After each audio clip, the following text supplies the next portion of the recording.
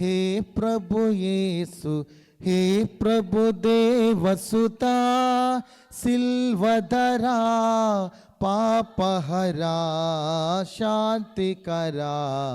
हे प्रभु येसु, हे प्रभु येसु। शांति समाधानाधिपति, स्वांतमुलो प्रशांत निधि। शांति समाधानाधिपति, स्वांतमुलो प्रशांत निधि। शांति स्वरूप जीवन दीप, शांति स्वरूप जीवन दीप, शांति सुवार्त निधि। सिल्वधरा पापहरा शांतिकरा। हे प्रभु येसु, हे प्रभु येसु। పలుకులలోనే శాంతి కదా, తొలకరివానగ గురిసె గదా। పలుకులలోనే శాంతి కదా, తొలకరివానగ గురిసె గదా। మలమల మాడిన మానవ హృదయము, మలమల మాడిన మానవ హృదయము కలకలలాడి గదా। సిల్వధరా పాపహరా శాంతికరా। हे प्रभु येसु, हे प्रभु येसु। దేవుని బాసిన లోకములో చావుయ కాపురముండే గదా। దేవుని బాసిన లోకములో చావుయ కాపురముండే గదా। దేవునితో సఖ్యంబును జగతికి, దేవునితో సఖ్యంబును జగతికి ఈవి నిడితివి గదా। సిల్వధరా పాపహరా శాంతికరా। हे प्रभु येसु, हे प्रभु येसु। పాపము చేసిన స్త్రీని గని పాపుల కోపము మండే గదా। పాపము చేసిన స్త్రీని గని పాపుల కోపము మండే గదా। దాపున చేరి పాపిని బ్రోచిన, దాపున చేరి పాపిని బ్రోచిన కాపరి వీవే గదా। సిల్వధరా పాపహరా శాంతికరా। हे प्रभु येसु, हे प्रभु येसु। కలువరిలోని శాంతి సుధా సెలయేరుగా ప్రవహించే గదా। కలువరిలోని శాంతి సుధా సెలయేరుగా ప్రవహించే గదా। కలుషయడారిలో కలువలు పోయుట, కలుషయడారిలో కలువలు పోయుట సిలువ విజయము గదా। సిల్వధరా పాపహరా శాంతికరా। हे प्रभु येसु, हे प्रभु येसु। हे प्रभु देवसुता, सिल्वधरा पापहरा शांतिकरा। हे प्रभु येसु। దయచేసి సంఘమంతా కూర్చునవలసిందిగా ప్రభునామములో మనవి చేస్తున్నాము।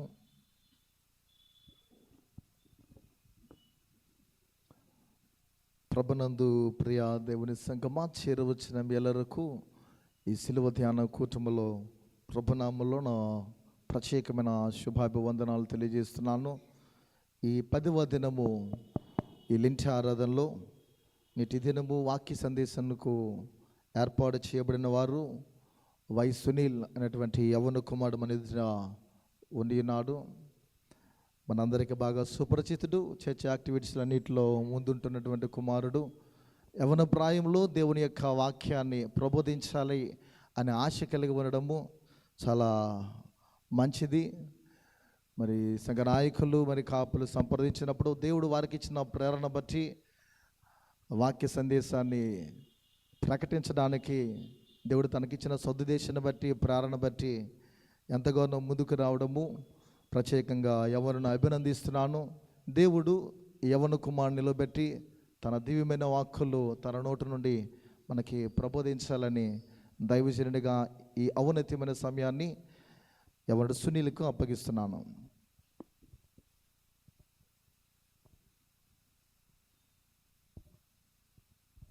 Praise lord. నాకు ఈ అవకాశం ఇచ్చిన సంఘ కాపరి గారికి అలాగే సంఘస్థులందరికీ నా వందనాలు తెలియజేయించుకుంటున్నాను. వాక్యాన్ని చదువుకుందాం.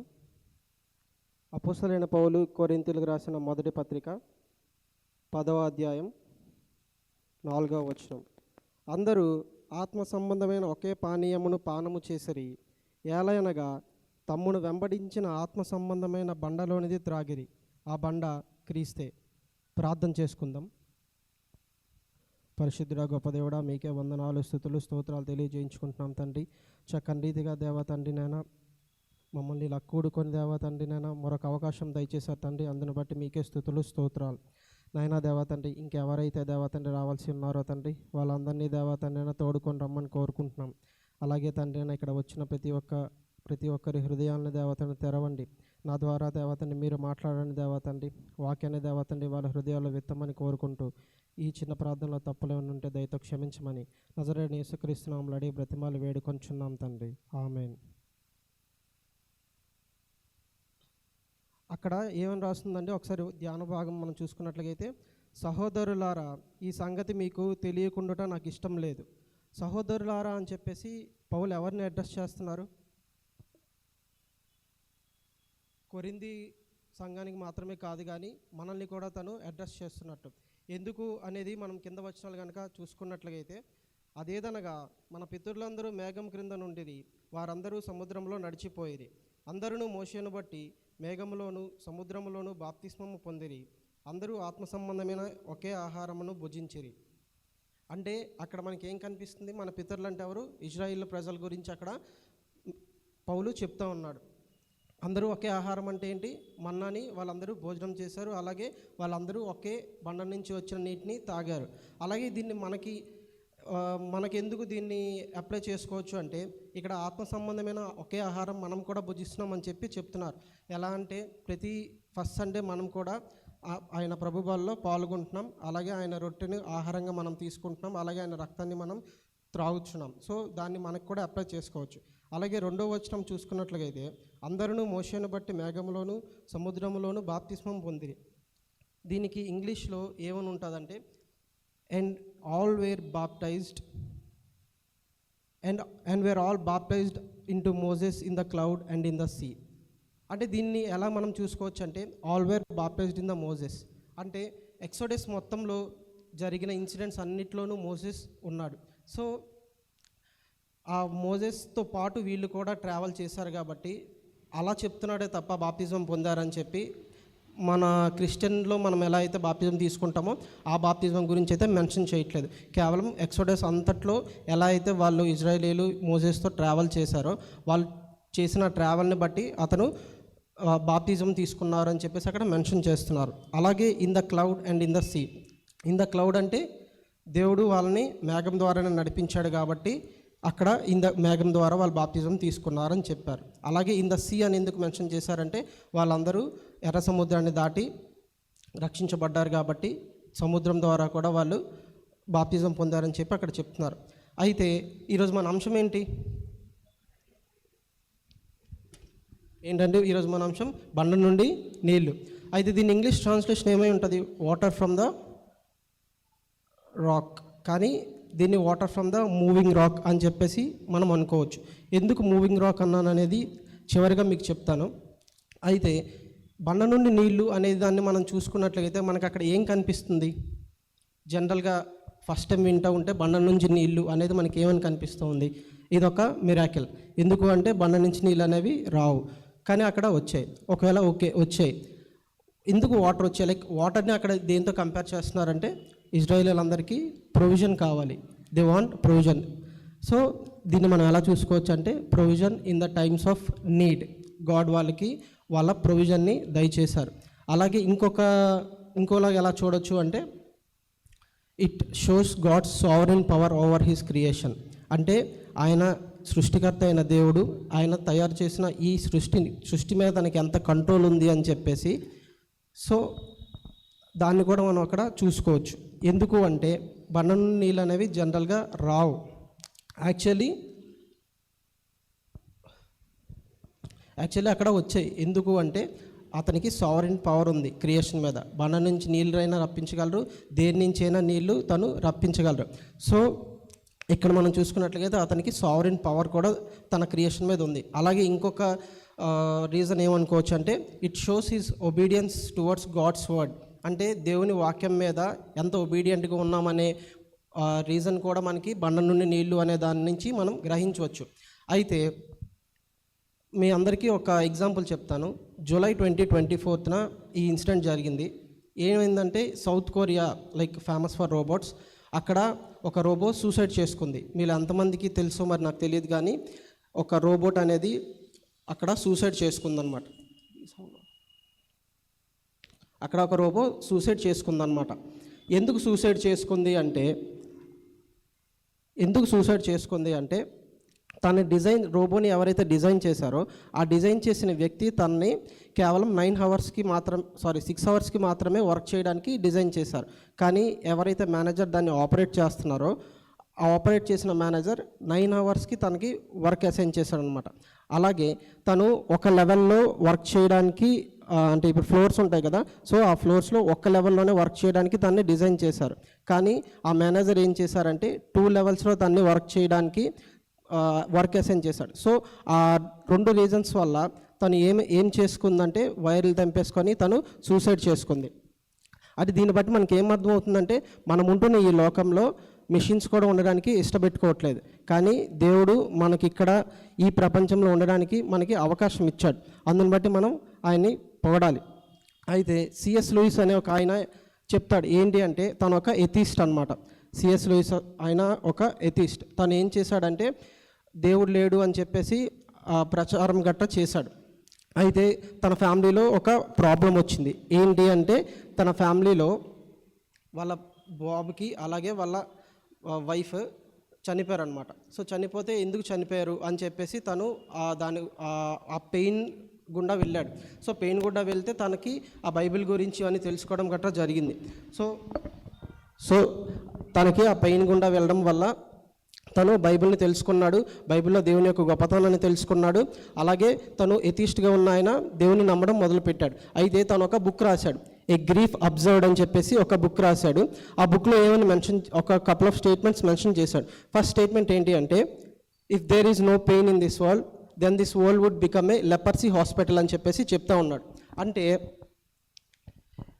ఈ వరల్డ్లో పెయిన్ అనేది ఒకవేళ లేకపోయి ఉంటే ఈ ప్రపంచమంతా ఒక లెపర్సీ హాస్పిటల్లో ఉండేది అని చెప్తా ఉన్నాడు. ఎందుకు లెపర్సీ పేషెంట్స్ మీరు ఎప్పుడైనా చూసారా? వాళ్ళకి కాళ్ళు పోతాయి, అలాగే చేతులు గట్ట పోతాయి. అంటే ఇక్కడ దాన్ని బట్టి మనకి ఏమర్థమవుతుందంటే పెయిన్ లేకపోతే మనం అన్నీ కోల్పోతాం. అలాగే ఇంకొక స్టేట్మెంట్ ఏం చెప్తాడంటే నేనే కనుక దేవుడిని అయితే ఈ వరల్డ్ నుంచి ప్లెజర్ని తీసేస్తాను. ఎందుకు అంటే ప్లెజర్ లేకపోయినా ఈ యొక్క వరల్డ్ అనేది సర్వైవ్ అవుతుంది, కానీ పెయిన్ని కనుక తీసేస్తే ఈ వరల్డ్ డెమాలిష్ అయిపోతుంది అని చెప్పేసి చెప్తున్నాడు. ఎందుకు పెయిన్ గురించి అంతగా కోట్ చేస్తున్నారంటే దాని తాలూకా ఇంపాక్ట్ ఎలా ఉంటుంది అనేది మనం ఒక 2 స్టోరీస్ ద్వారా చూద్దాం. చిన్నప్పుడు ఒక అప్పుడే పుట్టిన బేబీని ఎప్పుడైనా మనం చూసామనుకోండి, తను ఏదైనా రియాక్షన్ ఏమి ఇవ్వకపోతే డాక్టర్స్ జనరల్గా ఏం చేస్తారు, వీపీ రబ్ చేస్తారు, తర్వాత బీట్ చేస్తారు, కొంచెం హార్ష్గా ట్రీట్ చేస్తారు అప్పుడే పుట్టిన బేబీని. జనరల్గా ఎవరికైనా ఉంటుంది, కోపం వస్తుంది, ఏంటి అప్పుడే పుట్టిన బేబీని అంత హార్ష్గా ట్రీట్ చేస్తున్నారు అని చెప్పేసి. ఒకసారి ఎవరో ఒక ఆయన అలానే వెళ్ళి డాక్టర్కి అడిగారంట, ఏంటంటే ఎందుకు అంత హార్ష్గా ట్రీట్ చేస్తున్నారు, అప్పుడే పుట్టారు కదా, మీకు జాలి ఏం లేదా అంటే అప్పుడు తను ఒక మాట అన్నాడు. ఏమన్నాడు తెలుసా? If a human being is not responding to pain he is a dead person అని చెప్పేసి చెప్తున్నాడు.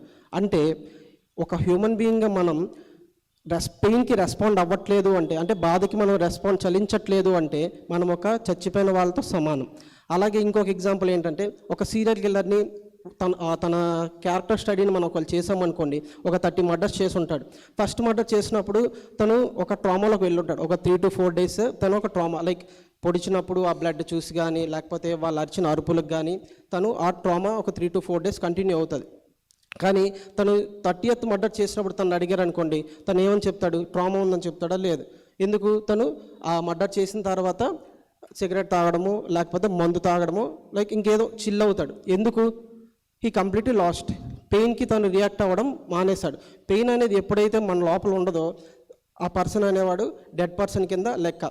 ఎందుకు పెయిన్ ఉండాలి అంటే, పెయిన్ మనలో ఉందనుకోండి, మనల్ని మనం కరెక్ట్ చేసుకోవడానికి ఛాన్స్ ఉంటుంది, అలాగే మనల్ని మనం కంఫర్ట్ చేసుకునే ఛాన్స్ ఉంటుంది, అలాగే మనల్ని మనం కంట్రోల్ చేసుకోవచ్చు పెయిన్ ఉంటే. ఇంకా జనరల్ స్టేట్మెంట్లో చెప్పాలి అంటే, ప్లెజర్ ఉన్నప్పుడు మనకి దేవుడు గుర్తురాడు, పెయిన్లో ఉన్నప్పుడు మాత్రమే మనకి దేవుడు గుర్తొస్తాడు. అయితే సిఎస్ లూయిస్ అనే ఆయన ఇంకొక మాట చెప్తాడు ఏంటంటే, పెయిన్ వచ్చేటప్పుడు అంట జనరల్గా మనం 2 waysలో రియాక్ట్ అవుతాం. First way, one who use there feet, అంటే వాళ్ళ కాల్ యూజ్ చేస్తారనమాట. వాళ్ళు ఎలాంటి వాళ్ళు? పారిపోతారు. ప్రాబ్లం కానీ లేకపోతే బాధ కానీ వాళ్ళకి వస్తే వాళ్ళు ఆ ప్రాబ్లం చూసి పారిపోతారు. రెండోది, one who use their knees, అంటే వాళ్ళు మోకాలు యూజ్ చేస్తారు, ఆగి నిలబడి ఆలోచిస్తారనమాట, ఎందుకు నాకు ఇది వచ్చింది అని చెప్పేసి. సో జనరల్గా ఎవరైనా ఈ 2 కేసెస్లోకి వస్తారు. అయితే మనం అనుకోవచ్చు, ఎందుకు ఈ పెయిన్ వచ్చింది మనకి, లైక్ మనకి పెయిన్ ఎందుకు దేవుడు అలో చేశాడు? అప్పుడు జనరల్గా మనం చూసుకుంటే ఒక్కొక్కరు ఒక్కొక్క విధంగా రియాక్ట్ అవుతారు. కొంతమంది నలుగురితో షేర్ చేసుకుంటారు, నాకు ఈ బాధ వచ్చింది, సో ఇలా జరిగింది అని చెప్పి. కొంతమంది చెప్పుకోరు, ధైర్యం సరిపోక. ఒక్కొక్కరు ఒక్కొక్క రకంగా హ్యాండిల్ చేస్తారు. సో ఈ పెయిన్ ఎందుకు వచ్చింది అనే దాని గురించి మనం ఆన్సర్ చేయాలంటే బిబ్లికల్గా ఆన్సర్ చేద్దాం. నిర్గమకాండం 17వ అధ్యాయం ఒకసారి తీయండి. నిర్గమకాండం 17వ అధ్యాయం.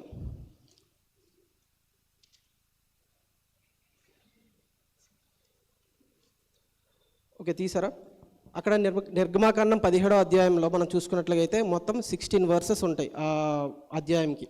ఈ 16 versesలో ఏముందిరా అంటే, ఫస్ట్ 7 verses వాటర్ గురించి వాళ్ళు డిస్కషన్ ఉంటుంది. ఫస్ట్ వర్స్లో ఒక రెఫిడిమ్ అనే, మీకు అవుట్లైన్ ఇస్తా, రెఫిడిమ్ అనే ప్లేస్కి వాళ్ళు వచ్చారు. అక్కడ వాళ్ళకి తాగడానికి వాటర్ లేదు. సో వాటర్ కావాలని చెప్పి గొడవ పడితే దేవుడికి మోసే ప్రార్థన చేస్తే వాటర్ ఇచ్చారు. So first 7 verses deal with water. అలాగే నెక్స్ట్ అమాలేకులతో యుద్ధం చేయమని చెప్పేసి దేవుడు చెప్తాడు. So 8 to 13 verses deal with war. First ఇది వాటర్, సెకండ్ ఇది వార్. అలాగే 14th verse కనుక మనం చూసుకున్నట్లయితే అక్కడ అమాలేకీలు అందరినీ నేను తుడిచిపెడతాను అని చెప్పేసి మోషేతో తను చెప్తాడు. సో అదేంటంటే వార్నింగ్. ఫస్ట్ ఇది వాటర్, సెకండ్ ఇది వార్, థర్డ్ ఇది వార్నింగ్. అలాగే గెలిచిన తర్వాత మోషే యెహోవానిసి ఏం జరిగిన దేవునిదే అని చెప్పేసి చెప్తాడు. అక్కడ మోషే ఏం చేశాడంటే వర్షిప్, అలాగే విట్నెస్ చేశాడు. సో ఈ 16 verses మనం చూసుకున్నట్లయితే 16 versesలో ఏమున్నాయి? Water, war, warning, worship and witnessing. So ఈ 16 verses ఈ 5 points మీద మనకి కనిపిస్తూ ఉన్నాయి. అయితే ఇప్పుడు వాక్యం చదువుదాం. తరువాత ఇజ్రాయేలీల సర్వ సమాజం. చాలు. దేని తర్వాత? సో ఎవరైనా ఫస్ట్ టైం వింటున్నా లేకపోతే ఒకసారి రీకలెక్ట్ చేసుకున్నా వాళ్ళందరి కోసం ఒక చిన్న రీక్యాప్ ఇస్తాను. మనందరికి ప్రతి కంట్రీకి ఇండిపెండెన్స్ డే ఉన్నట్టుగానే ఇజ్రాయేలీలకు కూడా ఇండిపెండెన్స్ డే అనేది ఉంది. అది ఎప్పుడు అంటే 1446 BC నీసాను కాలం 14వ రోజు. ఓకేనా? నీసాను కాలం అంటే ఇప్పుడు అవుతుంది మార్చ్ ఆర్ ఏప్రిల్. అలాగే 14వ రోజు దేన్ని సూచిస్తుందంటే పస్కా పండుగ, పాస్ ఓవర్ డే. సో వాళ్ళు ఐగుప్తు నుంచి ఎర్ర సముద్రం దాటేసి ఆపోజిట్ సైడ్కి వచ్చేసిన తర్వాత వాళ్ళు అంత ఫీట్ని అచీవ్ చేసిన తర్వాత వాళ్ళు సంబరం చేసుకున్నారు. సంబరం చేసుకున్న తర్వాత వాళ్ళకి త్రాగడానికి నీళ్ళు కావాలి. ఒక దగ్గర వాళ్ళు త్రాగడానికి అక్కడ చేదుగా ఉంటాయి. సో అక్కడ ఒక కర్రను పడేసిన తర్వాత అది మధురంగా అయింది. ఇవి 14th verse and 14th chapter and 15th chapter. అలాగే 16th chapter చూసుకుంటే ఏలీం అనే ప్రదేశంకి వాళ్ళు వస్తారు. ఏలీం అనే ప్రదేశంకి వచ్చిన తర్వాత వాళ్ళకి ఫుడ్ ఉండదు. ఐగుప్తు నుంచి తెచ్చుకున్న ఫుడ్ అంతా అయిపోతుంది. అప్పుడు దేవునికి మోషే మొరపెడితే వాళ్ళకి తెల్లవారుజామున ఫుడ్ వస్తుంది. ఆకాశం నుంచి మంచు కురిసినట్టుగా వాళ్ళకి వాళ్ళకి కురుస్తుంది. మన్నా అంటే ఏంటి? ఆ ఫుడ్ని వాళ్ళు ఏంట్రా ఇది పడింది లైక్ దానికి నేమ్ లేదనమాట. ఇదేంట్రా అనుకుంటూ వాళ్ళు ఆ మాట అనుకోవడం, వాళ్ళ భాషలో అది మన్నా అది అయిపోయింది. సో వాళ్ళ దాంట్లో చూసుకుంటే ఇదేంట్రా, మన్నా అంటే ఇదేంట్రా. సో అది 16th వర్స్. ఇప్పుడు మనం చదువుదాం 17th వర్స్కి వచ్చినప్పుడు. సో ఫుడ్ అయిపోయిన తర్వాత వాళ్ళు ఇక్కడికి వచ్చారు. తరువాత ఇజ్రాయేలీల సర్వ సమాజము యెహోవా మాట చొప్పున, ఇది అండర్లైన్ చేసుకోండి, తమ ప్రయాణములలో సీను అరణ్యము నుండి ప్రయాణమైపోయి రెఫేదీములో దిగిరి. ఓకే, యెహోవా మాట చొప్పున, like how God communicated with మోజెస్తో దేవుడు ఎలా కమ్యూనికేట్ చేశాడు, వాళ్ళని ఎలా నడిపించాడు. మన ధ్యాన భాగంలో ఏమని రాస్తుంది, కొరింథీయులకు రాసిన మొదటి పత్రిక 10వ అధ్యాయం 1-2 వచనాల్లో మేఘం ద్వారా దేవుడు వాళ్ళకి కమ్యూనికేట్ చేశాడు. సో ఈ క్లౌడ్ తాలూకా, లైక్ ఇప్పుడైతే క్లౌడ్ టెక్నాలజీ, దేవుడు అప్పుడే ఆ క్లౌడ్ టెక్నాలజీని యూజ్ చేస్తాడు.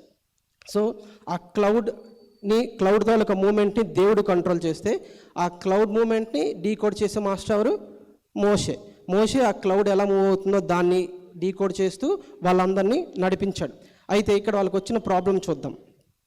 ప్రజలు తమకు త్రాగ నీళ్లు లేనందున. అయితే ఫస్ట్ వచ్చే క్వశ్చన్ ఏంటి, ఎవరిని అడుగుతారు ఫస్ట్? అక్కడ వాటర్ లేకపోతే మోషేని అడుగుతారు. ఏమన్నా అప్పుడు అది జనరల్ ఏంటి, ఇక్కడికి ఎందుకు తీసుకొచ్చావు, మాకు ఇక్కడ తాగడానికి వాటర్ కూడా లేదు, మీరు మమ్మల్ని ఇక్కడికి ఎందుకు తీసుకొచ్చామని వాళ్ళకి అడుగుతారు. అయితే తీసుకొచ్చింది ఎవరు అక్కడికి? మనందరికీ తెలుసు, దేవుడు తీసుకొచ్చాడు. దేవుడికి తెలియదు అక్కడ వాటర్ లేదని చెప్పేసి? తెలుసు. దేవుడికి వాటర్ లేదని తెలిసినా కూడా ఎందుకు తీసుకొచ్చాడు అంటే, అక్కడ ప్రాబ్లం ఉందని తెలిసినా కూడా దేవుడు వాళ్ళని అక్కడికి నడిపించాడు. అంటే దీన్ని బట్టి మనకి ఏమర్థమవుతుందంటే, దేవుడే మన జీవితాల్లో సమస్యని ప్రవేశపెట్టడం, దేవుడే మన జీవితంలో సమస్యని పర్మిషన్ ఇవ్వడం. ఎందుకు ఇలా జరుగుతుంది చూసుకున్నట్లయితే, దేవుడే మన జీవితాల్లో ఆ ప్రాబ్లమ్ని పెడతాడు.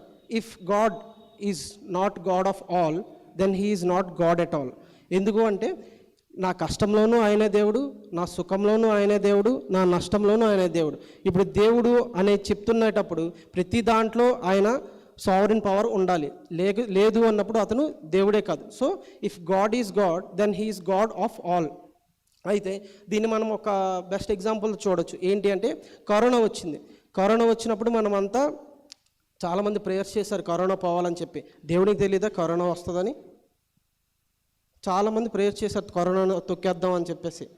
జరగలేదు. ఎందుకు అంటే, దేవుడికి తెలుసు గాడ్ ఓన్లీ పర్మిటెడ్ కరోనా, గాడ్కి తెలియకుండా అది జరగదు. కానీ కరోనా ఎవరు ఆపలేకపోయారు కూడా, గాడ్కి తెలుసు కరోనా వస్తుందని చెప్పేసి. అలాగే ఇంకొక ఎగ్జాంపుల్ మనం చూసుకున్నట్లయితే, జనరల్గా మనం బాత్రూంలో షవర్ కానీ స్నానం చేస్తున్న తర్వాత మనకి వాటర్ వెళ్ళే హోల్ దగ్గర హెయిర్ స్టాండ్స్ కొన్ని పడిపోయి ఉంటాయి, జుత్తు గట్రా పడిపోయి ఉంటుంది. ఒకవేళ మనకి ఆ పొజిషన్లో దేవుడే వచ్చి మనతో మాట్లాడాడు అనుకుందాం. ఏంట్రా ఏం చేస్తున్నావు అని మాట్లాడి, ప్రభువా నా జుత్తు పడిపోయింది, రాలిపోతుంది అని చెప్పేసి మనం కంప్లైంట్ చేశాను. అవి ఎన్ని ఉన్నాయో తెలుసా? 240 అని చెప్పేసి దేవుడు చెప్తాడు. నీకెలా తెలుసు ప్రభువా అంటే, అవి పీకింది నేనే. ఏమంటాడు? అవి పీకింది నేనే అంటాడు. ఇదేం ప్రభువా నీకెలా తెలుసు అని అన్నాం అనుకోండి.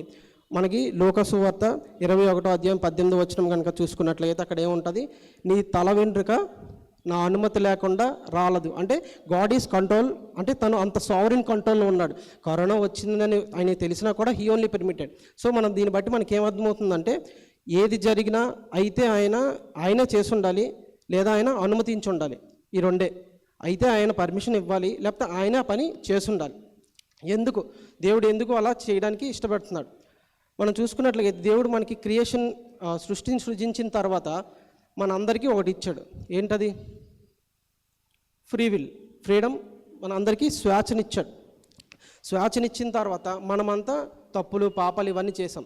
అయితే దేవుడు అంటాడు, ఆ దేవుడితో మనం ఒకవేళ మాట్లాడాలి అంటే, ఏంటి ప్రభువా మాకు ఫ్రీడమ్ ఇస్తాం, మేము తప్పులు చేస్తాం కదా, చేస్తే ఒకవేళ దానివల్ల మాకు నష్టం వస్తుంది కదా అంటే, వస్తే మరి మనం అందరం నశించిపోతాం కదా, అందుకే మీ అందరి గురించి నేను ఆల్రెడీ సొల్యూషన్ ఇచ్చాను అని చెప్పాడు. ఏంటంటే ఆ సొల్యూషన్? క్రాస్ ఆల్రెడీ తను ముందుగానే దానికి సిద్ధపరిచి ఉంచాడు. ఈ క్రాస్ గురించి తాలూకా డిస్కషన్ లేకపోతే ఐడియా తనకి ఎప్పుడు వచ్చిందంట? ఆదాము హవ్వ పాపం చేసిన తర్వాత వచ్చింది కాదు. జగత్ పునాది వేయబడక ముందే, క్రియేషన్ ఇంకా సిన్ ఎంటర్ అవ్వక ముందే ఆయన ఆల్రెడీ నేను ఇలా ఫ్రీ విల్ ఇస్తాను, వీళ్ళు ఫ్రీ విల్ ఇస్తే వీళ్ళు పాడు చేసేస్తారు, సో వీళ్ళని రక్షించాలి. సో వీళ్ళు రక్షించాలంటే ఏంటి సొల్యూషన్ అని చెప్పి ఆల్రెడీ జగత్ పునాది వేయబడక ముందే దేవుడు క్రాస్ని కనిపెట్టేశాడు. సో దీన్ని బట్టి మనకి ఏమర్థమవుతుందంటే he's complete control in everything. Sovereign పవర్లో దేవుడు ఉన్నాడు. అయితే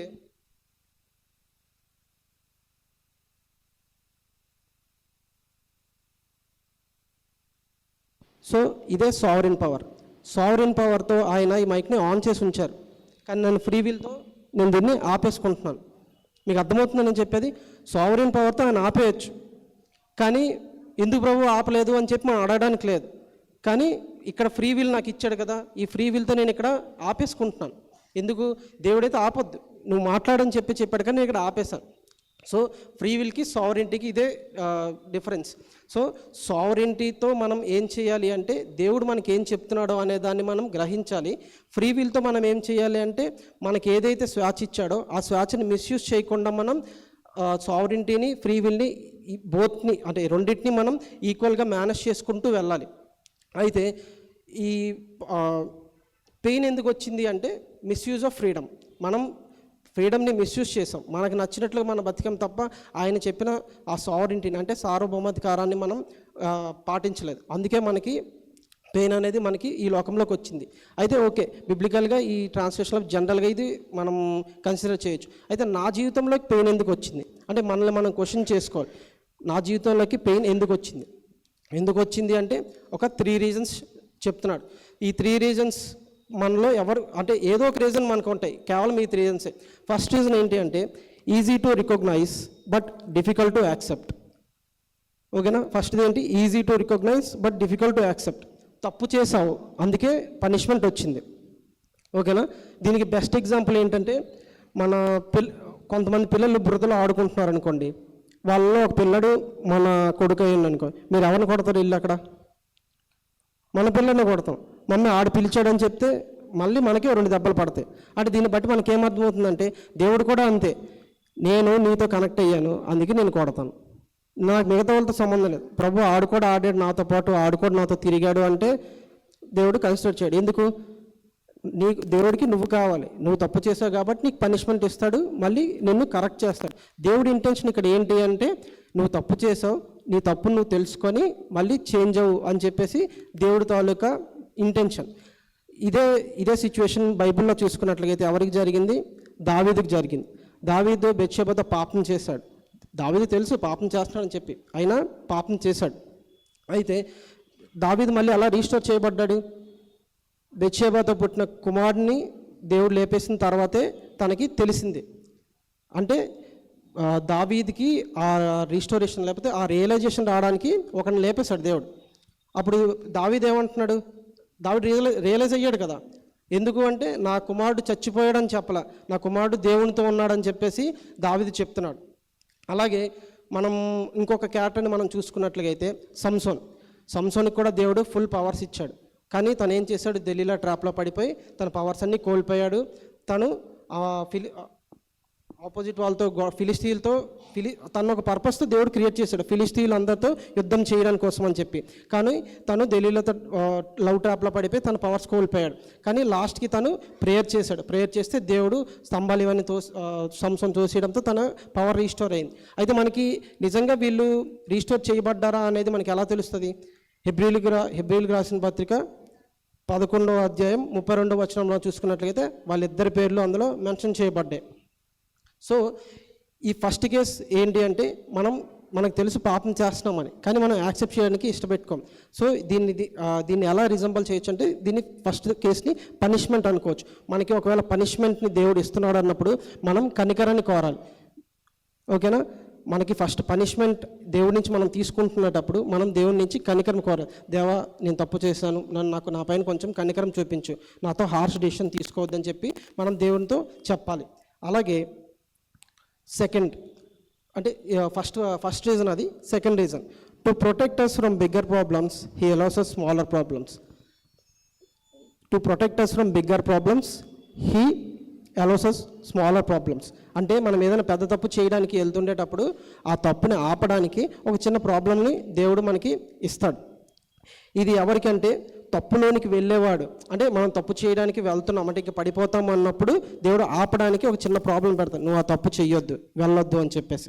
ఇప్పుడు మనం ఏదైనా ఎగ్జాంపుల్ తీసుకుందాం, ఒక సినిమాకి వెళ్తున్నాం అనుకోండి, నైట్ షోకో దేనికి వెళ్తున్నాం, సినిమాకి వెళ్తుండేటప్పుడు ఏదో ఒకటి లైక్ ట్రాఫిక్ జామ్ ఎక్కువ అయిపోవడము, లేకపోతే బండి మీద నుంచి వెళ్తున్నప్పుడు పడిపోవడము, మనకి ఏదో ఒకటి జరుగుతుంది. అంటే దే ఆర్ సైన్స్, నువ్వు సినిమాకి వెళ్ళకూడదు, నేను ఆపుతున్నాను, నోరు మూసుకొని నువ్వు ఇంటికి వెళ్ళు అని చెప్పి దేవుడు చెప్తున్న మాటలు అనమాట అవన్నీ. సో మనం పట్టించుకోకుండా వెళ్తే ఫస్ట్ కేసులోకి వెళ్ళిపోతాం. తప్పు చేసాం కాబట్టి పనిష్మెంట్ నుంచి దేవుడు ఇచ్చే పనిష్మెంట్ని మనం తీసుకుంటాం. ఈ కేసులో ఎగ్జాంపుల్గా మనం ఎవరిని తీసుకోవచ్చు అంటే పౌలుని తీసుకోవచ్చు. పౌలుకి ఒక జబ్బు చేసింది. జబ్బు చేస్తే దేవునికి ప్రార్థించాడు, 3 సార్లు ప్రార్థించాడు, దేవా నాకు ఈ జబ్బు తీసే అని చెప్పేసి ప్రార్థిస్తే దేవుడు ఆన్సర్ చేశాడు. ఏం చేశాడు? దేవా నాకు ఎక్కువ భరించలేకపోతున్నాను, నాకు ఈ జబ్బు తీసే అంటే దేవుడు ఏమైనా ఆన్సర్ చేశాడంటే, నీకు జబ్బు తీస్తాను అనుకో 2 ప్రాబ్లమ్స్ వస్తాయి. ఏంటంట, ఫస్ట్ నువ్వు ప్రేయర్ చేసినప్పుడు నేను జబ్బు తీస్తాను అనుకో అందరూ నువ్వే దేవుడు అనుకుంటారు. అంటే అలా అయితే వద్దు ప్రభా ఉన్నాయి అని అన్నాడు. అయితే రెండోది ఏంటంటే, ప్రేయర్ చేసినప్పుడు జబ్బు తీస్తాడు అనుకోండి, నువ్వు నన్ను మర్చిపోతావు. ఇందాక చెప్పాం కదా, ప్లెజర్ లేకపోయినా మనం ఉండగలం, పెయిన్ లేకుండా మనం ఉండలేం. సో ఇక్కడ పౌలుకి ఆ 2 కండిషన్స్ చెప్తే పౌలు అన్నాడంట, ఉన్ని ప్రభా నాకు పెయిన్ ఉన్ని బాగానే ఉంది అని అన్నాడంట. కొంచెంసేపు పోయిన తర్వాత ఏమన్నాడు, నేను భరించలేకపోతున్నాను, మరి ఏం చేయమంటావు అంటే, సరే పంచే, నీకు పెయిన్ అయితే నేను తీయను, కానీ పెయిన్ని భరించడానికి ఒకటి ఇస్తా అంటే, ఏంటి ప్రభా అంటే, నా గ్రేస్ నీకు ఇస్తాను అని చెప్పేసి అన్నాడు. ఆ వచనాన్ని కనుక మీరు చూసుకున్నట్లయితే, నా కృప నీకు చాలును, my grace is sufficient for you అని చెప్పేసి దేవుడు చెప్తున్నాడు. అయితే కృప ఏం చేస్తుంది? నేను బాధపడుతున్నాను కృప ఇస్తాను అంటున్నావు అని అంటే, కృప పెయిన్ని తీసివేయదు, జస్ట్ ఆ పెయిన్ని బేర్ చేయడానికి స్ట్రెంగ్త్ని ఇస్తుంది. ఇప్పుడు జనరల్గా ప్రెగ్నెంట్ లేడీస్ని చూసుకోండి, లేబర్ పెయిన్స్ వస్తాయి వాళ్ళకి. లేబర్ పెయిన్స్ వచ్చినప్పుడు మన ఇండియాలో అది అలో చేయరు, కానీ ఫారిన్ కంట్రీస్లో అలో చేస్తారు. ఏంటి, చుట్టుపక్కల ఒక్క మేల్ పర్సన్ని కూడా ఉండనివ్వరు, కేవలం ఒక్క హస్బెండ్కి మాత్రమే వాళ్ళు అలో చేస్తారు. ఎందుకు? ఆ ప్రెగ్నెంట్ లేడీ కండిషన్ మనం చూసుకున్నట్లయితే, ఫస్ట్ నేను లోపలికి వెళ్ళిపోతున్నాను, లోపల నాకు సపోర్ట్గా ఎవరు లేరు, వాళ్ళు ఏం చేస్తారో నాకు తెలియదు అని చెప్పి బాధపడుతుంది. 2, ఇప్పుడు నేను లోపలికి వెళ్ళిపోతే మళ్ళీ ఈయన చూస్తానో చూడను, నాతో పాటు నేను చచ్చిపోతాను, బిడ్డ చచ్చిపోతే చివరిగా వాడు నన్ను చూస్తాడో చూడ, లైక్ ఇలా చాలా వాళ్ళకి థాట్స్ రన్ అవుతూ ఉంటాయి. ఆ టైంలో వాళ్ళు ఏం చేస్తారంటే, ఫారిన్ కంట్రీస్ లేకపోతే US, అమెరికా లాంటి దేశాల్లో ఒక్క పర్సన్కి అలో చేస్తారు, వాళ్ళ హస్బెండ్ని లోపలికి ఇచ్చి అలో చేస్తారు. వాడల్ని ఏం చేస్తాడు, వాడి పెయిన్ బేర్ చేస్తాడేంటి? వాడు పెయిన్ బేర్ చేయడు, పెయిన్ అన్నీ భరించేది ఆ ప్రెగ్నెంట్ లేడీయే, కానీ తను మాత్రమే లోపలికి ఎందుకు అలో చేస్తారంటే, వాడు పక్కనే ఉంటే ఆ అమ్మాయి ఓకే నా పక్కన ఉన్నాడు అని చెప్పేసి ఆ ప్రాబ్లమ్స్ అన్నీ మర్చిపోతుంది. నన్ను కంఫర్ట్ చేయడానికి, నన్ను సూట్ చేయడానికి ఎవరో ఒక పర్సన్ ఉన్నారు అని చెప్పేసి తను కొంత ధైర్యంతో ఉంటుంది. ఇక్కడ ఆ పర్సన్ ఎవరైతే వచ్చి ఆ ఫీలింగ్ని ఇస్తున్నారో ఆ కేసుని మనం గ్రేస్ అనుకోవచ్చు.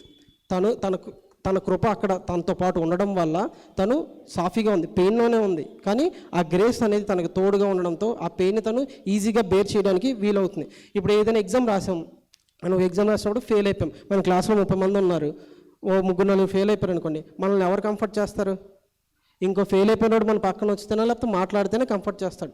లేదు ఇంకో టాపర్ కనిపించింది, మనం ఫ్యూరియస్, మనకు కోపం వచ్చేస్తుంది, వీడు పాస్ అయిపోయాడు నేను ఫెయిల్ అయిపోయానని చెప్పేసి. సో గ్రేస్ అనేది అలా వర్కౌట్ అవుద్ది. పనిష్మెంట్లో ఉండేటప్పుడు మనం కనికరం కోరాలి. అలాగే ప్రొటెక్షన్, అంటే తప్పు చేయడానికి వెళ్తుండేటప్పుడు దేవుడు ప్రొటెక్ట్ చేస్తాడు, వెళ్ళొద్దు పెద్ద ప్రాబ్లం వస్తుంది నువ్వు ఇది దాటేస్తే అని చెప్పేసి. అప్పుడు పెద్ద ప్రాబ్లంలోకి వెళ్ళకుండా ఉండడానికి దేవుడు ప్రొటెక్ట్ చేస్తాడు. ప్రొటెక్ట్ చేసినప్పుడు ఏం కోరాలి? గ్రేస్, దేవుని కృపను కోరాలి. అలాగే 3, ఫర్ ప్రమోషన్ ఇన్ ఫెయిత్, మన ఫెయిత్ స్టాండర్డ్స్ని రైజ్ చేయడానికి కావాలనే దేవుడు మన జీవితాల్లోకి పెయిన్ని అలౌ చేస్తాడు. ఈ కేసులో ఎవరిని తీసుకోవచ్చు అంటే, అబ్రహాం ఇంకా ఇస్సాక్ని మనం తీసుకోవచ్చు. ఇస్సాక్ని దేవుడు ఆఫరింగ్గా అడిగినప్పుడు అబ్రహాం చాలా ఫీల్ అయి ఉంటాడు, ఎందుకంటే అప్పుడే పుట్టాడు, నాకు ఇప్పుడే ఇచ్చావు, అప్పుడే తీసుకుంటాం ఏంటిదావా అని చెప్పేసి అబ్రహాం చాలా ఫీల్ అయి ఉంటాడు, కానీ ఇచ్చేయడానికి రెడీ అయిపోయాడు. అప్పుడు దేవుడు ఏం చేశాడు? నీ ఫెయిత్ని నేను చూశాను, నీ విశ్వాసం నాకు నచ్చింది, నిన్ను అన్ని జనాంగానికి తండ్రిగా నేను ఇస్తున్నాను. లైక్ ప్రమోషన్, మన విశ్వాస జీవితంలో ఇంకా పెరగాలి అంటే దేవుడు టెస్ట్ చేస్తూ ఉంటాడు మనకు కొన్నిసార్లు. వీళ్ళు కరెక్ట్గా ఉంటున్నారా, కొంత మళ్ళీ చిన్న ప్రాబ్లం ఇస్తే వీళ్ళు ఎలా రియాక్ట్ అవుతారు అని చెప్పేసి దేవుడు అనుకుంటాడు. సో సేమ్ అబ్రహాం జీవితంలో కూడా తన ఫెయిత్ని టెస్ట్ చేద్దామని చెప్పేసి దేవుడు ఆ ప్రాబ్లమ్ని ఇచ్చాడు. కానీ అబ్రహాం చక్కని రీతిగా తన విశ్వాసాన్ని దేవుని యందు కాపాడుకున్నాడు కాబట్టి మంచి అద్భుతం వచ్చింది. సో ప్రమోషన్లో ఉండేటప్పుడు మనం ఏం చేయాలంట, ఆయన కనుదృష్టిని మనం కోరాలి. 3 రీజన్స్ ఏంటి? ఫస్ట్, పనిష్మెంట్ నుంచి తప్పించుకోవడానికి ఆయన కనికరం కోరాలి. సెకండ్, ప్రొటెక్షన్లో మనం ఉండేటప్పుడు ఏం కోరాలి? ఆయన కృపను కోరాలి. అలాగే థర్డ్, ఆయన ప్రమోషన్, ఫెయిత్లో మన ప్రమోషన్ కావాలి, లేకపోతే మన స్టాండర్డ్స్ రైజ్ అవ్వాలి అంటే మనం ఆయన కనుదృష్టిని కోరాలి. అయితే ఇక్కడ మనం చూసుకుందాం, వాక్యంలోకి వద్దాం. మోషేతో వాదించుచు త్రాగుటకు మాకు నీళ్ళిమ్మని అడుగగా, మోషే, మీరు నాతో వాదింపనేలా, యెహోవాను శోధింపనేలా అని వారితో చెప్పాను. అక్కడ ప్రజలు నీళ్లు లేక దప్పికొని మోషే మీద సనుగుచు, ఇదెందుకు? మమ్మును, మా పిల్లలను, మా పశువులను దప్పిచేత చంపుటకు ఐగుప్తులో నుండి ఇక్కడ తీసుకొని వచ్చితిరండి. ఇక్కడ వీళ్ళు ఏం చేస్తున్నారు? వాళ్ళని ఒకసారి మనం అబ్జర్వ్ చేస్తే, వాళ్ళ స్టేట్ ఆఫ్ మైండ్ని అబ్జర్వ్ చేస్తే, దేవుడు వాళ్ళకి ఒక ప్రాబ్లంని ఇచ్చాడు. ఏంటి? వాటర్ లేదు అనే ఒక ప్రాబ్లమ్ని వాళ్ళకి ఇచ్చారు. వాళ్ళు ఏం చేయాలి? ఆగి ఆలోచించాలి. అరే, ఇంతవరకు దేవుడు నడిపించాడు, ఫుడ్ అడిగితే ఫుడ్ ఇచ్చాడు, నాన్ వెజ్ అడిగితే నాన్ వెజ్ ఇచ్చాడు, వాటర్లు బాగోలేకపోతే వాటర్ ఇచ్చాడు, అయినా ఇలాంటి ప్లేస్కి దేవుడు తీసుకొచ్చాడంటే ఏదో ఉంటుంది కదా అని చెప్పి ఆలోచించాలి. కానీ వాళ్ళు ఆలోచించకుండా ఏం చేస్తున్నారు? దేవుని మీద సనుక్కుంటున్నారు. సో ఇంకా చంపేయడానికి మమ్మల్ని ఇక్కడ తీసుకొచ్చావా అని చెప్పేసి బ్లేమ్ వేస్తున్నారు. మ్యాథ్స్లో ఒక ప్రాపర్టీ ఉంటుంది, ట్రాన్సిటివ్ ప్రాపర్టీ అని. A = B, B = C, so C = A or A = C. So ఇక్కడ వాళ్ళని నడిపించింది ఎవరు? మోషేని ఎవరు నడిపించారు? దేవుడు. అయితే ఇండైరెక్ట్గా ఎవరు నడిపించినట్టు? దేవుడే వాళ్ళని నడిపించాడు. అయితే ఇక్కడ మోషేని వాళ్ళు తిడుతున్నారంటే ఎవరిని తిడుతున్నట్టు? ఇండైరెక్ట్గా దేవుడిని తిడుతున్నట్టు. సో వాళ్ళు ప్రాబ్లం వచ్చినప్పుడు ఆలోచించకుండా దేవుడినే వాళ్ళు తిడుతున్నారు. దేవుడు వాళ్ళ ట్రావెల్ అంతట్లో అంత హెల్ప్ చేస్తున్నా కూడా వాళ్ళు బ్లేమ్ చేస్తున్నారు. అయితే వాళ్ళు ఒక 3 ఎలిగేషన్స్ని రైజ్ చేశారు. ఆ 1 to 7 వర్సెస్ మనం చూసుకున్నట్లుగా అయితే 3 ఎలిగేషన్స్ రైజ్ చేశారు. ఏంటి? 2వ వచనం ఒకసారి చదువుదాం.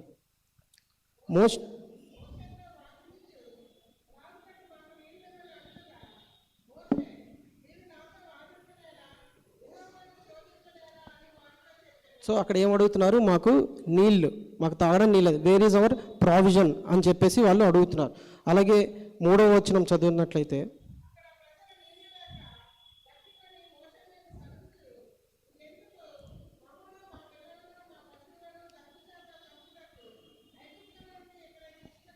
అక్కడ చూసుకున్నట్లయితే వాళ్ళకి దేవుడు అంత చేసినా కొంచెం కూడా వాళ్ళకి విశ్వాసం లేదు.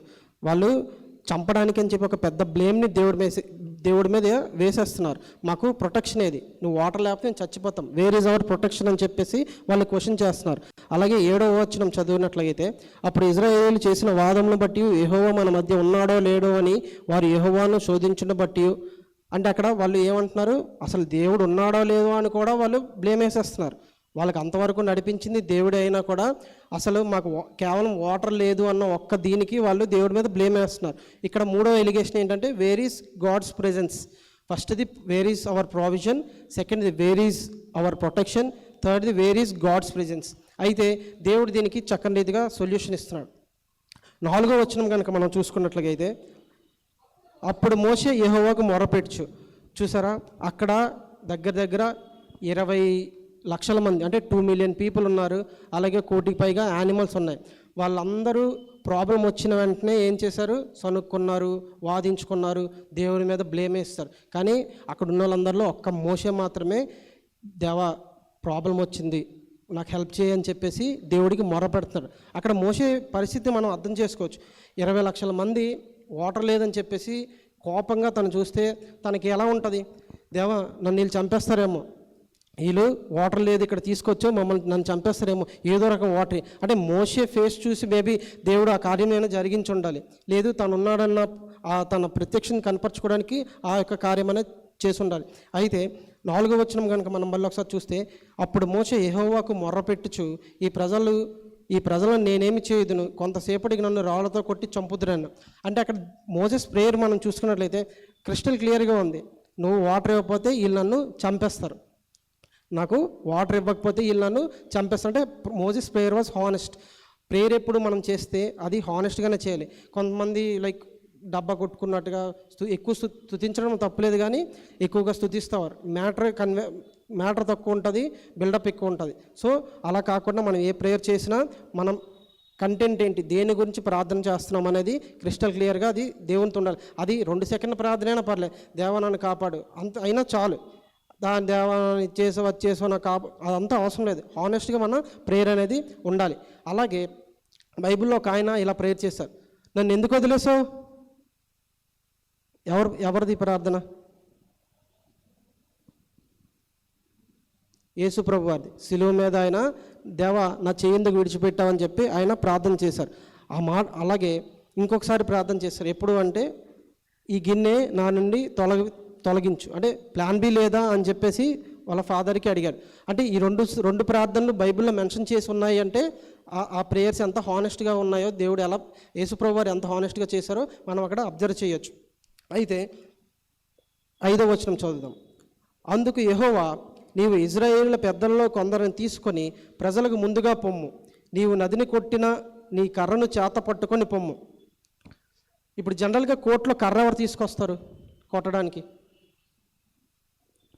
హ్యామర్ ఉంటుంది కదా, జడ్జే హ్యామర్ తీసుకొస్తారు, ఎందుకంటే జడ్జిమెంట్ ఇవ్వడానికి. ఇక్కడ జడ్జిగా ఎవరిని ఉండమంటున్నారు? దేవుడు మోషేని జడ్జిగా ఉండమంటున్నారు. అయితే జడ్జిమెంట్ ఏమి ఇచ్చారో చూద్దాం. 6వ వచనం చదువుదాం. ఇదిగో అక్కడ హోరేబులోని బండ మీద నేను నీకు ఎదురుగా నిలిచేదను. ఇది ఒకసారి ఇంగ్లీష్లో చదువుదాం.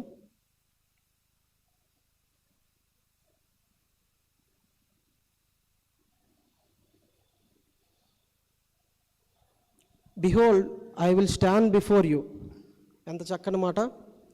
నేను నీకు ఎదురుగా ఉంటాను అని చెప్పేసి మోషేతో చెప్తున్నారు. నీవు ఆ బండను కొట్టగా ప్రజలు త్రాగుటకు దానిలో నుండి నీళ్లు బయలుదేరనని మోషేతో సెలవీయగా మోషే ఇజ్రాయేలీల ప్రజల కన్నుల ఎదుట అట్లు చేశాను.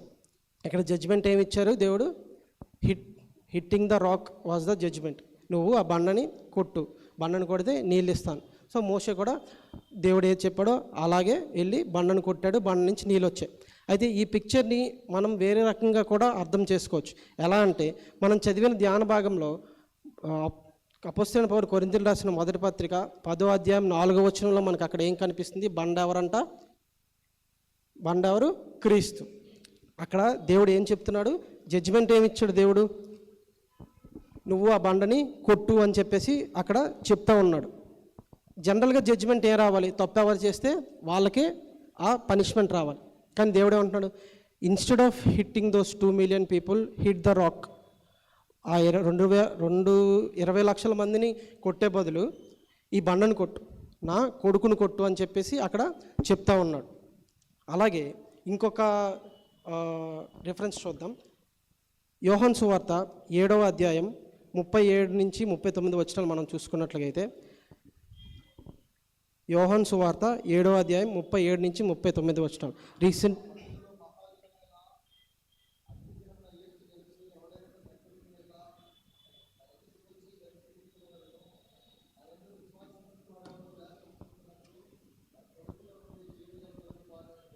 అక్కడ ఏం చెప్తున్నారు? వారి కడుపులో నుండి జీవజలముల నదులు పారు.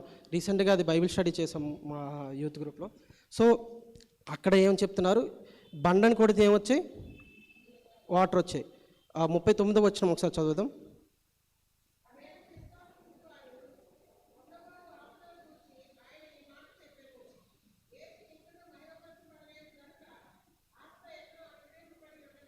సో ఇక్కడ ఆత్మ దేంతో కంపేర్ చేస్తున్నారు? వాటర్తో అక్కడ కంపేర్ చేస్తున్నారు. ఇప్పుడు మన పిక్చర్లోకి వద్దాం. కొట్టమని చెప్పింది ఎవరు? యెహోవా దేవుడు. కొట్టింది ఎవరు? మోషే. దేన్ని కొట్టాడు? బండ ఎవరు? బండను కొడితే ఏమొచ్చింది? నీళ్ళు ఎవరు? పరిశుద్ధాత్మ. సో ఇక్కడ మనం చూసుకున్నట్లయితే provision, protection and God's presence 3 కూడా ప్రొవైడెడ్ బై ట్రైయూన్ గాడ్. త్రియేక దేవుడు వాళ్ళకి అది ప్రొవైడ్ చేశాడు. ఆల్రెడీ ఎక్సోడస్లోనే దేవుడు తన యొక్క త్రిత్వాన్ని అక్కడ మనకి కనపరిచాడు. అయితే వాళ్ళు రేస్ చేసిన ఫస్ట్ ఎలిగేషన్ ఏంటి? Wear is our provision? వచ్చిందా వాటర్? అలాగే వేర్ ఈజ్ అవర్ ప్రొటెక్షన్? మిమ్మల్ని కాపాడడానికే నా కొడుకుని చంపేశాను. ఓకేనా? 2 million పీపుల్ని కాపాడడానికి నా కొడుకుని అక్కడ చంపేశాను. అలాగే where is our where is the god's presence, నీ ప్రెజెన్స్ ఎక్కడ? నేను ఉన్నాను కాబట్టి ఈ రెండు జరిగాయి. దేవుడు చెప్తున్న ఆన్సర్, నేను మీరు రైజ్ చేసిన 3 ఎలిగేషన్స్కి నేను ఆన్సర్ ఇచ్చాను అని చెప్పేసి అక్కడ చెప్తున్నాడు. అయితే దేవుడు నేను ముగ్గురం ఇక్కడే ఉన్నాం, మీతోనే ఉన్నాం ఫస్ట్ నుంచి అనేది దేవుడు చెప్పాలనుకున్న లెసన్. ఆ లెసన్ని వాళ్ళు అర్థం చేసుకోకుండా వాళ్ళు మమ్మల్ని ఇక్కడ తీసుకొచ్చి చంపాలని చూసాం, మాకు నీళ్ళు లేవు అని చెప్పి సనుక్కున్నారు, వాదించుకున్నారు. ఇంకా కొంచెం ఉంటే మోషేని చంపేసే వాళ్ళు కూడా. అయితే ఈ లెసన్ బట్టి మనకేమర్థమవుతుందంటే God only allows problems in our lives. మన జీవితాల్లోకి దేవుడే ప్రాబ్లమ్స్ని అలౌ చేస్తాడు. ఎందుకు? మనల్ని కరెక్ట్ చేయడానికి, అలాగే మనల్ని కంఫర్ట్ చేయడానికి. కానీ కష్టం వచ్చిందని చెప్పేసి దేవుడు మనల్ని వదిలేడు. He will provide our provisions. మనకి ఏవైతే అవసరం ఉన్నాయో వాటన్నిటిని దేవుడు మన జీవితాల్లో దయచేస్తాడు. అలాగే మనం పెయిన్లో స్ట్రగుల్ అవ్వాలని చెప్పేసి దేవుడు అనుకోడు. పెయిన్లో మనం గ్రో అవ్వాలి. బాధ వచ్చింది, ఈ బాధల్లో కూడా మనం దేవుణ్ణి ఎలా హెచ్చించాలి అని చెప్పేసి దేవుడు కోరుకుంటాడు. హీ వోంట్ అంటే మనం పెయిన్లో మన బాధను చూస్తూ దేవుడు హ్యాపీగా ఉండలేడు. మనకి కంఫర్ట్ ఎలా ఇవ్వాలి, వీడిని ఎలా కరెక్ట్ చేయాలి, వీడిని పెయిన్ నుంచి ఎలా తీసుకురావాలి, నార్మల్గా ఇచ్చేస్తే దాని తాలూకా వాల్యూ అనేది ఉండదు. అందుకే దేవుడు మనల్ని టెస్ట్ చేస్తాడు. వీడిని టెస్ట్ చేస్తాను, ఈ పెయిన్లో వీడు సర్వైవ్ అవుతాడా సర్వైవ్ అవ్వడా అని చెప్పేసి దేవుడు టెస్ట్ చేస్తాడు. అయితే ఇప్పుడు ఎక్సోడస్ నిర్గమకాండం 17వ అధ్యాయం మనం చూసాం కదా, సేమ్ ఇదే ఈవెంట్ ఇంకొక దగ్గర జరుగుతుంది. ఎక్కడ? సంఖ్యాకాండం 20వ అధ్యాయంలో మనకు అక్కడ జరుగుతూ ఉంది. ఒకసారి అది చూద్దాం. ఎందుకు 2 ఈవెంట్లు ఒకటే ఉంటే 2 సార్లు రాయించారు? ఏదో చేంజ్ ఉండాలి కదా, 2 సార్లు మెన్షన్ చేశారంటే. లైక్ సంథింగ్ కండిషన్ ఏదో ఉంటుంది కాబట్టి 2 టైమ్స్ మెన్షన్ చేసి ఉంటారు. ఏంటి? ఇక్కడ రెఫిడీంలో దిగారు, ఇక్కడ కాదేశ్లో దిగారు. మిరియం చనిపోయిన తర్వాత ఇక్కడ వాటర్ లేదు, ఇక్కడ వాటర్ లేదు. ఇక్కడ సనుక్కున్నారు, వాదించుకున్నారు, మోషేని బ్లేమ్ చేశారు. ఇక్కడ మోషేని అహరోన్ని బ్లేమ్ చేశారు వాటర్ లేదని చెప్పి. సేమ్ ఇక్కడ ఎలా అయితే మోజెస్ ప్రార్థించి వాటర్ కావాలని దేవుణ్ణి అడిగాడో అక్కడ కూడా మోజెస్ అహరోను ప్రార్థన చేశారు. ప్రార్థన చేస్తే వాళ్ళకి దేవుడు ప్రత్యక్షం దయచేసి వాటర్ ఇచ్చాడు. అయితే 2 కండిషన్స్లో మనం చూసుకున్నట్లయితే ఇంగ్లీష్లో వాటర్ గషెస్ ఫ్రమ్ ద రాక్ అని చెప్పేసి మెన్షన్ చేసి ఉంటుంది. అంటే నీళ్ళు ఉబికి బయటికి వచ్చాయి. అంటే 20 లక్షల మంది అలాగే 1 కోటి ప్రాణుల తాలూకా వాటర్, అంటే వాళ్ళ దప్పిని తీర్చడానికి ఎంత వాటర్ బండ నుంచి వచ్చి ఉంటాయో మీరు ఒకసారి అబ్జర్వ్ చేయండి. అయితే ఇక్కడ మనం దీని గురించి ఎందుకు మనం మెన్షన్ చేసుకోవాలి, లేకపోతే ఈ సెకండ్ ఈవెంట్ గురించి మనం ఎందుకు మాట్లాడాలి అంటే 12వ వచనం ఒకసారి చదవండి.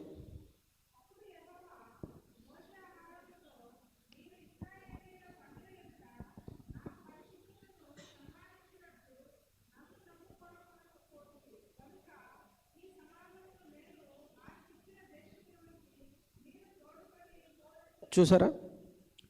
ఎక్సోడస్ అంతా ఎన్ని ప్రాబ్లమ్స్ వచ్చినా మొత్తం అందరినీ అంత ముసలోడైనా నడిపించుకుంటూ వచ్చాడు మోజెస్ ఇంకా అహరోన్. అయినా కూడా దేవుడు తనకి పనిష్ చేశాడు. ఏంటంట పనిష్మెంట్? నేను ప్రామిస్ చేసిన ల్యాండ్లోకి నువ్వు అహరోన్ రారు అని చెప్పేసి. ఎందుకు? ఏంటి అంత తప్పు చేస్తాడు మోజెస్? ఏంటంట? దేవుడు బండతో మాట్లాడమని చెప్పాడు కేవలం. కానీ మోజెస్ ఏం చేశాడు? బండని కొట్టాడు. ఏముంది, ఆల్రెడీ చేశాడు కదా లాస్ట్ టైం, అలాగే చేసి ఉండొచ్చు అనుకోవచ్చు కదా దేవుడు. ఎందుకు అంత పనిష్మెంట్ ఇచ్చాడు? అయితే ఈ క్వశ్చన్ని మనం ఇంటర్ప్రెట్ ఒకసారి మనం చేసుకుంటే, డివోషన్ చేస్తే మనకు అక్కడ ఏం కనిపిస్తుందంటే, ఫస్ట్ థింగ్ బండ ఎవరంట? క్రీస్తు. అలాగే ఈ 2 ఈవెంట్స్ని మనం కంపేర్ చేసి చూసుకుంటే ఈ 2 ఈవెంట్స్లో కూడా మనకు ఒకరు కనిపిస్తారు. Four shadowing of the Jesus Christ. దేవుడే ఈ 2 ఈవెంట్స్లో కూడా మనకు కనిపిస్తాడు. ఫస్ట్ ఈవెంట్లో ఏం జరిగింది? వాటర్ లేదు. వాటర్ లేనందుకు దేవుడు ఇచ్చిన జడ్జిమెంట్ ఏంటి? మీరు బండను కొడితే వాటర్ వస్తాయి. అయితే దీన్ని మనం ఎలా కంపేర్ చేసుకోవచ్చు అంటే, జీసస్ ఫస్ట్ కమింగ్గా మనం కంపేర్ చేసుకోవచ్చు. మన ఇక్కడ 20 lakh పీపుల్ ఉన్నారు ఇజ్రాయెల్. వాళ్ళందరినీ మనతో కంపేర్ చేసుకుందాం. మనం అందరం పాపులం, ఓకేనా? అక్కడ బండ క్రీస్తు అని చెప్పారు. సో ఇక్కడ కూడా క్రీస్తే. ఇన్స్టెడ్ ఆఫ్ హిట్టింగ్ అంటే వీళ్ళని కొట్టే బదులు నా బండను కొట్టు, నా కొడుకును కొట్టు, అందుకే వాటర్ వచ్చాయి. ఇక్కడ కూడా జీసస్ ఫస్ట్ కమింగ్లో మనం ఏం చూస్తామంటే, మనందరి గురించి చనిపోవడానికి లేదా స్ట్రైక్ చేయబడ్డానికి దేవుడు వచ్చాడు అనే అండర్లైన్గా ఈ యొక్క మెసేజ్ అనేది వెళ్తూ ఉంది. అర్థమవుతుందా? జీసస్ ఫస్ట్ కమింగ్ని ఇక్కడ ఫస్ట్ ఈవెంట్లో ఇంటర్ప్రెట్ చేశారు. దేవుడు అక్కడ చెప్పింది ఏంటి? నువ్వు బండని కొట్టు, బండ నుంచి నీళ్ళు వస్తాయి. ఇక్కడ కూడా అంతే, నువ్వు నా కొడుకును కొట్టండి, మీ అందరి పాపాలు పోతాయి. స్పియర్తో క్రాస్ మీద దేవుడికి పొడిచేటప్పుడు బయటికి ఏమొచ్చాయి? బ్లడ్ అండ్ వాటర్, ప్రీకార్డియల్ ఫ్లూయిడ్ వచ్చింది. సో ఆయనలో వాటర్ ఉంది. సో ఇక్కడ బండ నుంచి నీళ్ళు ఎలా అయితే వచ్చాయో అక్కడ ఆయన నుంచి వాటర్ అలాగే వచ్చింది. ఇప్పుడు సెకండ్ ఈవెంట్కి వద్దాం. సెకండ్ ఈవెంట్కి వచ్చేసరికి ఏం జరిగింది అంటే, ఆల్రెడీ ఫస్ట్ ఈవెంట్లో దేవుడు అవమానించబడ్డాడు, అలాగే చనిపోయాడు, మనందరి పాపాలని ఆయన మీద వేసుకుంటూ వెళ్ళారు. సెకండ్ ఈవెంట్కి వచ్చేసరికి ఆయన లైక్ నార్మల్ హ్యూమన్ బీయింగ్ ఏం కాదు, ఆల్రెడీ చనిపోయినందుకు ఆయనకి గిఫ్ట్ వచ్చింది. ఏంటి? దేవుడు ఆయన్ని అన్ని నామం కన్నా పైనామంగా హెచ్చించాడు. He was exalted before all. భూమి మీద ఉన్న ప్రజలందరికన్నా అత్యున్నతమైన నామంతో దేవుడు అతన్ని ఎగ్జాల్ట్ చేశాడు. He is the lord of heaven and earth. అలాంటి దేవుడిని మోజెస్ ఏం చేశాడంట? మళ్ళీ కొట్టాడు. జీసస్ ఒకసారి స్ట్రైక్ చేయడానికే వచ్చాడు. ఇప్పుడు ఆయన ఫస్ట్ కమింగ్ ఆల్రెడీ అయిపోయింది. ఏంటంట? మీ అందరి గురించి నేను దెబ్బతినేసి వెళ్ళిపోయాను, ఓకేనా? రెండోసారి వచ్చేటప్పుడు నేను మళ్ళీ మీ గురించి నేనేం దెబ్బతిన్నాను, ఈసారి కొదమ సింహంలా నేను వస్తాను, మళ్ళీ మీ అందరి పాపాలని మళ్ళీ మేదేసుకొని వెళ్ళడానికైతే నేను రాలేదని చెప్పేసి అక్కడ మనకి అండర్లైన్గా మనకు క్లియర్గా కనిపిస్తూ ఉంది. ఎందుకు అంటే he was exalted before every name. ఈసారి మనం దేవుడిని ఏం చేయాలంట? వర్షిప్ చేయాలి, అలాగే మనం ఆయన్ని ప్రేయర్ చేయాలి, అంతే తప్ప కొట్టకూడదు. అక్కడ మోజెస్ చేసిన తప్పేంటి అంటే ఫస్ట్ టైం ఆల్రెడీ కొట్టాడు, సో ఈసారి కూడా కొట్టొచ్చు అనుకొని తను కొట్టేశాడు. కానీ సెకండ్ ఈవెంట్లో అలా చేయకూడదు. ఆల్రెడీ ఫస్ట్ ఈవెంట్కి దేవుడు చనిపోలేదు, సెకండ్ ఈవెంట్కి వచ్చేసరికి దేవుడు చనిపోయి హీ వాజ్ రైజన్. అతని రిజరక్షన్ అంటే తను పునరుద్ధానం, తను చనిపోయి తిరిగి లేచిన తర్వాత పరిశుద్ధాత్మ దేవుడు అయ్యాడు. సో అది అయిన తర్వాత నో వన్ ఎవరికి డేర్ చేయడానికి అసలు ఒక స్కోప్ కూడా లేదనమాట, తనని టచ్ చేయడానికి కూడా. సో మోజెస్ అక్కడ టచ్ చేశాడు కాబట్టి దేవుడు తనకి అంత హార్ష్ పనిష్మెంట్ ఇచ్చాడు.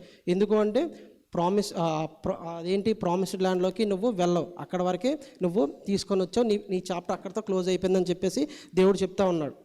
అయితే అక్కడ మనం చూడొచ్చు 13వ వర్స్ చూస్తే, అవి మెరీబా జలమడిమడను ఏలయనగా ఇజ్రాయేలీలు యెహోవాతో వాదించినప్పుడు ఆయన వారి మధ్యన తను పరిశుద్ధపరచుకొని. అయితే ఏదైనా ప్రాబ్లం వచ్చేటప్పుడు దేవుడు ఎందుకు అది పర్మిట్ చేస్తాడంటే, ఆ ప్రాబ్లమ్ని బయటికి రావడానికి మనం దేవునికే ప్రేయర్ చేయాలి. ఆ ప్రేయర్ చేసినప్పుడు దేవుడే తిరిగి మళ్ళీ మహిమపరచబడతాడు. ఆ ఒక్క పాయింట్ తోటి అంటే నేను మళ్ళీ మహిమపరచుకుంటాను మీ ద్వారా అని చెప్పేసి దేవుడు ఆ ప్రాబ్లమ్ని మన లైఫ్లోకి పంపిస్తాడు.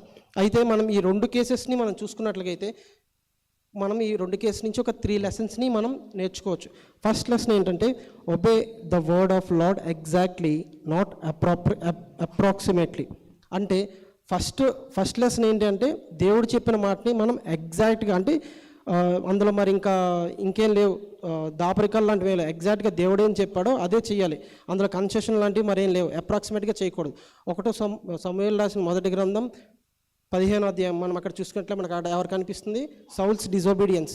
సౌలు డిజోబీడియంట్గా ఉన్నాడు. ఏంటంట, అమాలేకులతో యుద్ధంకి వెళ్ళినప్పుడు దేవుడు మరీ చెప్పాడు, నువ్వు వెళ్ళిన తర్వాత ఏమీ తీసుకురావద్దు అని చెప్పి. కానీ సౌలు ఏం చేశాడు? తనకి ఏమి నచ్చితే తీసుకొని వస్తాడు.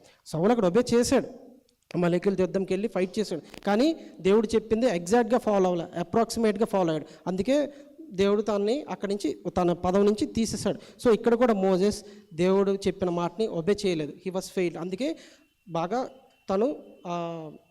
తనకి కాస్ట్ ఎక్కువ, like it costed him a lot, ఓకేనా? అలాగే second lesson, do not assume that you know what the lord meant by what he said.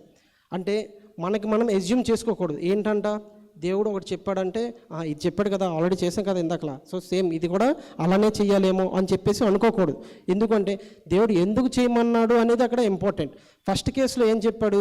నువ్వు బండని కొట్టుమనే చెప్పాడు, కొట్టాడు, వాటర్ వచ్చాయి. సెకండ్ కేసులో ఏం చెప్పాడు? కొట్టమని చెప్పాడేంటి? లేదు, బండతో మాట్లాడమని చెప్పాడు. కానీ మోజెస్ 2 times స్ట్రైక్ చేశాడు, 2 మార్లు బండని కొట్టాడు. సో ఫస్ట్ కేసులో అయితే దేవుడు ఇంకా ఉన్నాడు. హిస్ ఫస్ట్ కమింగ్తో అది కంపేర్ చేసుకోవచ్చు. అందుకే దేవుడు బండను కొట్టిన వెంటనే వాటర్ని ఇచ్చాడు. సెకండ్ కేసులో కూడా చూసుకున్నట్లయితే బండని కొట్టాడు. మాట్లాడమంటే బండను కొట్టాడు. ఆల్రెడీ దేవుడు కోపంగా ఉన్నాడు సెకండ్ కమింగ్లో. అయినా కూడా దేవుడు ఏం చేశాడు, తన ప్రావిజన్స్ని ఇచ్చిన తర్వాతే మోజెస్ని అహరోన్ని శిక్షించాడు. సో కష్టాల్లో ఉండేటప్పుడు దేవుడు మన పక్కనే ఉంటాడు సెకండ్ కమింగ్లో. కానీ మన తప్పులకి శిక్ష అయితే ఖచ్చితంగా పడుతుంది. సో ఇక్కడ కూడా మోజెస్ ఏం చేశాడు, సెకండ్ టైం నీకు మాట్లాడమని చెప్పాను కానీ నువ్వు దాన్ని స్ట్రైక్ చేసావు. యూ షుడ్ నాట్, నీకు అసలు నో వన్ షుడ్ డేర్ నా కొడుకుని టచ్ చేయడానికి. ఎందుకంటే he is exalted before everyone. అన్ని నామముల కన్నా పైనామంలో దేవుడు ఉన్నాడు కాబట్టి నువ్వు వాడిని కొట్టడానికి లేదు. నీకు జస్ట్ మాట్లాడడానికి ఛాన్స్ ఇచ్చాడు దేవుడు. ఎందుకంటే తన యొక్క రోల్ లేకపోతే తన యొక్క హై ఎంత అనేది మనకు అక్కడ తెలియడానికి. ముందైతే కొట్టేశాడు, సెకండ్ టైం వచ్చేటప్పటికి జస్ట్ మాట్లాడడానికి మనకు ఛాన్స్ వచ్చింది. అంత ఇజ్రాయెల్ సమాజాన్ని అంతా నడిపించిన మోషేకే జస్ట్ మాట్లాడడానికి ఛాన్స్ వచ్చింది. ఇంకా మన పరిస్థితి ఏంటో ఒకసారి మీరు ఊహించుకోండి మనం చేసిన మిస్టేక్స్కి. అలాగే థర్డ్ లెసన్ ఏంటి అంటే, అదే సెకండ్ లెసన్లో మనం ఏం చేయాలి, క్లియర్గా మన ఎజంప్షన్స్లోకి మనం వెళ్ళిపోకూడదు. ఆ దేవుడు ఒక పని చెప్పాడంటే ఇది ఇలాగే చేయాలి, ఆల్రెడీ చేసాం కదా అనుకోకూడదు. ఎందుకు చెప్పాడు యాజ్ ఇట్ ఈస్గా మనం ఫాలో అవ్వాలి. అలాగే థర్డ్ లెసన్ ఏంటంటే, ద గ్రేటెస్ట్ లెసన్ ఈ రెండు ఈవెంట్స్ నుంచి ఏంటంటే ట్రూత్ అబౌట్ జీసస్ క్రైస్ట్. మన యేసు ప్రభు గురించి తాలూకా క్లియర్ కట్ ఇన్ఫర్మేషన్ ఏంటి అంటే, హీ ఈజ్ అవర్ రాక్, ఆయన మన బండ. Our rock, our saviour and our redeemer. ఆయన మన కొరకు, మన పాపాల కొరకు తన యొక్క ప్రాణాన్ని పెట్టి మన పాపాలన్నింటినీ తీయడానికి ఆయన వచ్చాడు. He is our rock. అలాగే మన ఏ పాపంలో ఉన్నా మనల్ని కాపాడడానికి తను వచ్చాడు. He is our saviour and he is our redeemer. మన పాపాలన్నింటి నుంచి మనల్ని విముక్తి చేయడానికి ఆయన వచ్చాడు. అయితే ఫస్ట్ ఒక క్వశ్చన్ అడిగాను, గుర్తుందా మీకు? స్టార్టింగ్లో క్వశ్చన్ రైజ్ చేశాను. మన అంశం పేరేంటన్నాను? ఇంగ్లీష్లో translation water from moving rock అన్నాను. ఎందుకు మూవింగ్ రాక్ అన్నాను లాస్ట్లో చెప్తా అన్నాను కదా. ఒకసారి ఎక్సోడస్ నిర్గమాకాండం 17వ అధ్యాయం మనం చూసుకున్నట్లయితే 7వ వచనం, అప్పుడు ఇజ్రాయేలీలు చేసిన వాదమును బట్టి యెహోవా మన మధ్య ఉన్నాడో లేడో అని వారు యెహోవాను శోధించుటను బట్టి అతడు ఆ చోటికి మస్సా అనియు మెరీబా అనియు పేర్లు పెట్టాను. అలాగే సంఖ్యాకాండం 20వ అధ్యాయం 13వ వచనం చూసుకున్నట్లయితే అవి మెరీబా జలమనబడెను అని చెప్పేసి అక్కడ మెన్షన్ చేసింది. అంటే ఆల్రెడీ రెఫెడిమ్లో ఉన్న ఆ బండ నుంచి వచ్చిన నీళ్ళే వీళ్ళు కాదేశ్కి వచ్చిన తర్వాత కూడా తాగారు. అందుకే అక్కడ ఇవి మెరీబా జలమనబడెను అని చెప్పేసి మెన్షన్ చేస్తుంది. సో వాళ్ళు ఎక్కడికి వెళ్తే దేవుడు బండలో వాళ్ళతో పాటు ఫాలో అయ్యాడు. సో ఇది మనకి మనం అప్లై చేసుకుంటే మనం ఎక్కడున్నా ఏ స్థితిలో ఉన్నా దేవుడు మనతో పాటే ఉంటాడు, మన వెన్నంటే ఉంటాడు.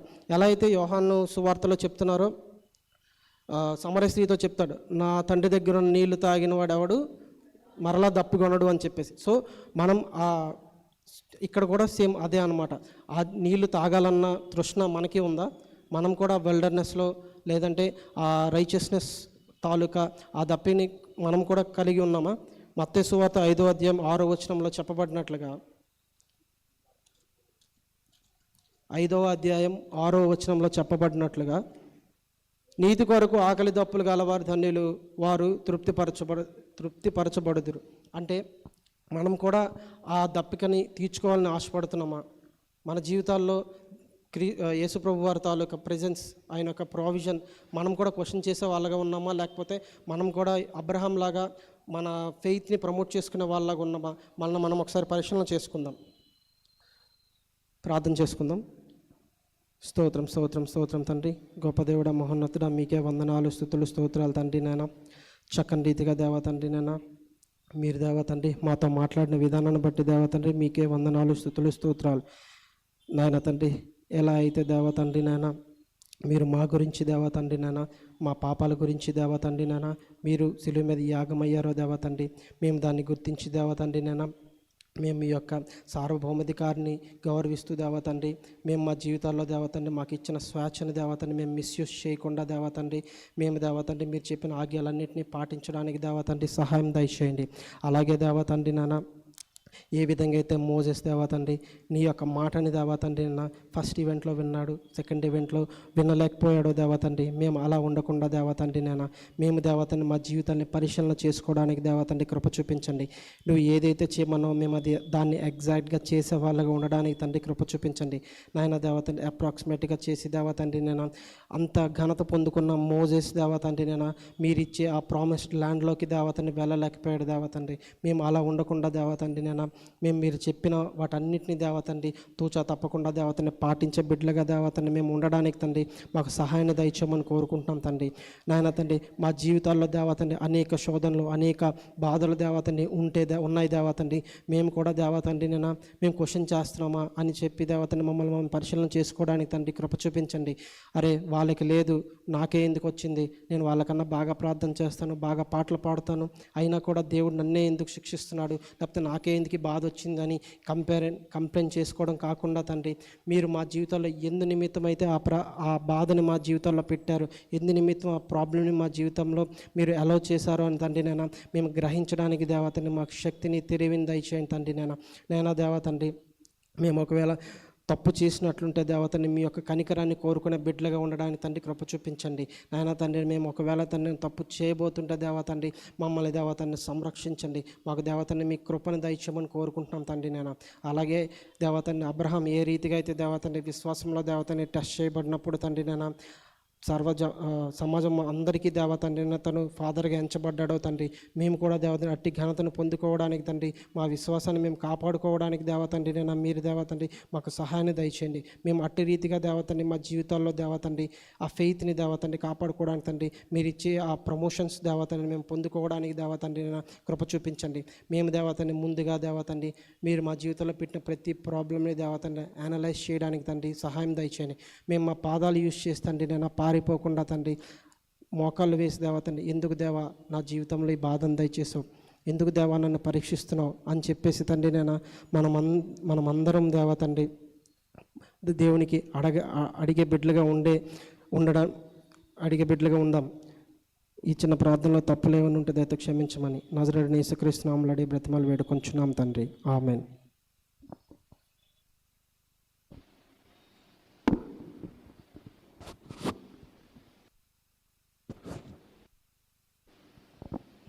ప్రభునందు